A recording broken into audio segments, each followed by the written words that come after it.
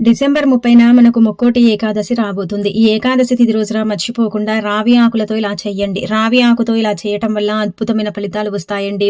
జాతక దోషాలు, జాతక సమస్యలు, అనేక రకాల బాధలు ఇవన్నీ కూడా పోతాయన్నమాట. ఎందుకంటే రావి ఆకుకు అతీత శక్తి ఉంటుంది. రావి ఆకుతో చేసుకునే పరిహారాలన్నీ కూడా మనకేంటంటే గనక చక్కగా పనిచేస్తాయని చెప్పుకోదగ్గ విషయం అనమాట. మనకేంటంటే ముక్కోటి ఏకాదశి మంగళవారంతో ఏర్పడుతుంది కదా, కాబట్టి రావి ఆకు పరిహారం చేస్తే కూడా మంచి చేకూరుతుందండి. మనకేంటంటే గనక రావి చెట్టులో శ్రీ మహావిష్ణువు కొలువై ఉంటాడని మనందరికీ తెలిసిందే కదండి. కాబట్టి ఈ రోజు మనం అంతా కూడా పూజ చేసుకునే ముందు ఏంటంటే గనక రావి చెట్టు దగ్గరికి వెళ్ళండి. ఈ రోజు ఏకాదశి తిథి రోజున ఏంటంటే గనక నిష్ట నియమాలతో మనం ఏంటంటే విష్ణువుని పూజించుకుంటే అద్భుతమైన ఫలితాలు ఉంటాయి. అంటే విష్ణు రూపంగా వెంకటేశ్వర స్వామిని భావిస్తాం కాబట్టి అలా పూజించిన వెంకటేశ్వర స్వామి యొక్క ఆశీస్సులు కలిగి ఎల్లప్పుడూ కూడా సుఖ సంతోషాలతో ఉంటామన్నమాట. మీరు ముందుగా ఏంటంటే గనక ఈ రోజు అండి ఇంట్లో పూజ చేసుకోక ముందుకే రావి చెట్టు దగ్గరికి వెళ్ళి రావి చెట్టుని తాకండి. రావి చెట్టుని తాకితే కోటి జన్మల పుణ్యం లభిస్తుంది. మీరు తెలిసి తెలియక చేసిన తప్పులు, పాపాలన్నీ కూడా పోతాయన్నమాట.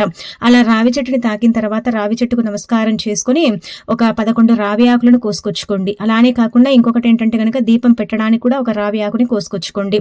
11 రావి ఆకులను కోసుకొచ్చుకున్న తర్వాత వాటిని ఏంటంటే గనక మనం ఇంటికి అంటే గుమ్మానికి మామిడాకులు ఎలా కడతాం అలానే రావి ఆకులతో ఏంటంటే గనక ఇంటికి తోరణాలు కట్టుకోండి. ఆ 11 రావి ఆకులను ఒక పసుపు రంగు తాడు తీసుకుని దారం తీసుకుని దానికి చక్కగా గుచ్చి ఇంటి గుమ్మానికి కట్టండి. మిగిలిన ఇంకొక ఆకు ఉంటుంది కదా, ఆకు పైన ఇక్కడ చూయించే విధంగా ఏంటంటే గనక స్వస్తి గుర్తు వేసేసి దానిపైన దీపారాధన చెయ్యండి. పిండి దీపం పెట్టినా నార్మల్ గా దీపం పెట్టుకున్న రావి ఆకు మీద పెడితే చాలా మంచిది.